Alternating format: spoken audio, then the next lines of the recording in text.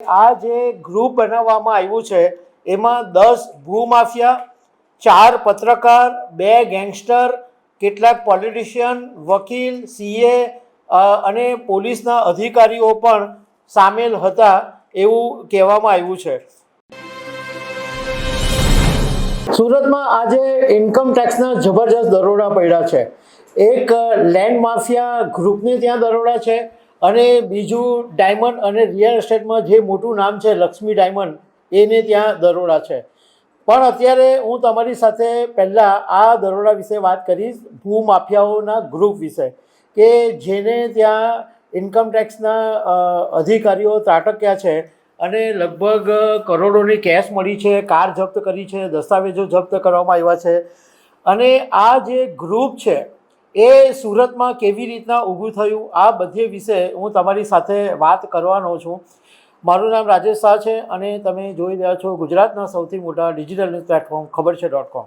થોડા વર્ષો પહેલાં સુરતની જહજલાલી જોઈને સૌરાષ્ટ્રના એક મોટા નેતાએ સુરતમાં લેન્ડ માફિયાઓને ભેગા કરીને એક ગ્રુપ બનાવ્યું હતું, જે ગ્રુપ મહાકાલ ગ્રુપ તરીકે ઓળખાતું હતું। અને આ મહાકાલ ગેંગના જે મુખ્ય સૂત્રધાર છે અનિલ બગદાણા, એને ત્યાં ઇન્કમ ટેક્સના આજે સવારથી દરોડા પડેલા છે। હવે સૌરાષ્ટ્રના જે મોટા નેતા છે એનું નામ અમે એટલા માટે નથી બોલી રહ્યા કે કાગળ ઉપર એમનું નામ નથી આવ્યું। આ જે ગ્રુપ છે એ ડાયરેક્ટ ઇનડાયરેક્ટ રીતે આ જે સૌરાષ્ટ્રના જે મોટા નેતા છે એનું સામેલગીરી છે, પરંતુ જ્યાં સુધી કાગળ પર નામ નહીં આવે ત્યાં સુધી નામ બોલવું મુશ્કેલ છે। જે દિવસે એ નેતાનું નામ કાગળ ઉપર આવશે એ દિવસે અમે બિંદાસ એમનું નામ બોલીશું। એકચ્યુઅલી આ જે ગ્રુપ છે એની ઉપર ઇન્કમ ટેક્સની DDI વિંગના દરોડા પડ્યા છે અને અધિકારીઓનો મોટો કાફલો આ જે ગેંગને ત્યાં ત્રાટક્યો છે એની તપાસ ચાલી રહી છે।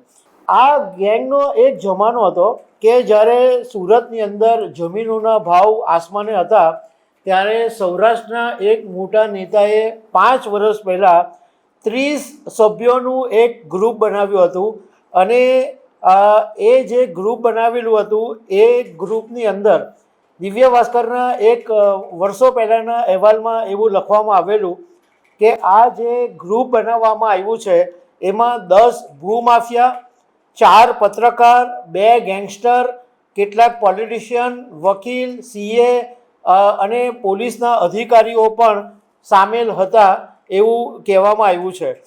આ જે ગ્રુપ હતું એનો સુરતમાં એટલો મોટો ત્રાસ ઊભો કરેલો હતો કે ઉદ્યોગપતિઓ ત્રાહિમામ પોકારી ગયા હતા। અને આ વાત જ્યારે પ્રધાનમંત્રી નરેન્દ્ર મોદી સુધી પહોંચી ત્યારે એ પછી એમણે પગલાં લીધા અને સમય જતાં આ જે ગ્રુપ હતું એ વિખેરાઈ ગયું। પરંતુ હવે જ્યારે ઇન્કમ ટેક્સના દરોડા પડ્યા છે ત્યારે સવાલ એ ઊભો થાય છે કે શું આ મહાકાલ ગ્રુપ છે એનું અસ્તિત્વ હજુ છે કે તેની ઉપર આ છેલ્લો ઘા મારવામાં આવી રહ્યો છે, કે શું તમામ સભ્યોને નેસ્તનાબૂદ કરી દેવામાં આવશે? આવા ઘણા બધા સવાલો આ ઇન્કમ ટેક્સના એમાં ઊભા થયા છે। પણ એવું જાણવા મળ્યું છે કે આ જ્યારે પ્રધાનમંત્રી નરેન્દ્ર મોદી સુધી વાત પહોંચી અને જે ગ્રુપને વિખેરી દેવામાં આવ્યું, પણ કેટલાક જે સભ્યો હતા, જે સાગરીતો હતા, એ વ્યક્તિગત ધોરણે કામ કરતા હતા અને આ ગ્રુપના જે સાગરીતો છે એમણે ફરી માથું ઉંચકવાનો પ્રયાસ કર્યો।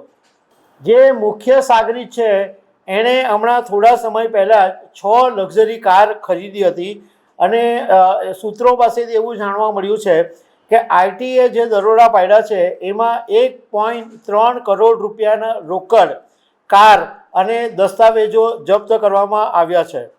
હવે આ જે ગ્રુપ છે એના વિશે અમને ઘણા બધા લોકો ફોન કરીને માહિતી આપી રહ્યા છે અને એને કારણે હવે વધુ માહિતી છે એ બહાર આવી શકે છે।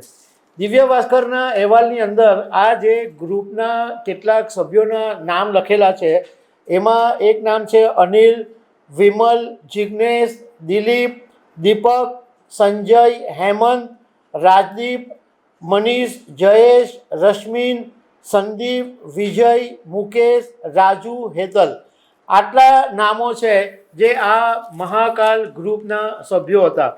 પણ આ ઇન્કમ ટેક્સના દરોડાને કારણે જે આ અન્ય સાગરીતો છે એમાં પણ ફફડાટ વ્યાપી ગયો છે. અને જે બધી માહિતીઓ સામે આવતી રહેશે એ અમે તમારી સાથે શેર કરતા રહીશું. આવા અનેક અપડેટની સાથે મળતા રહીશું. આભાર. Thank you very much.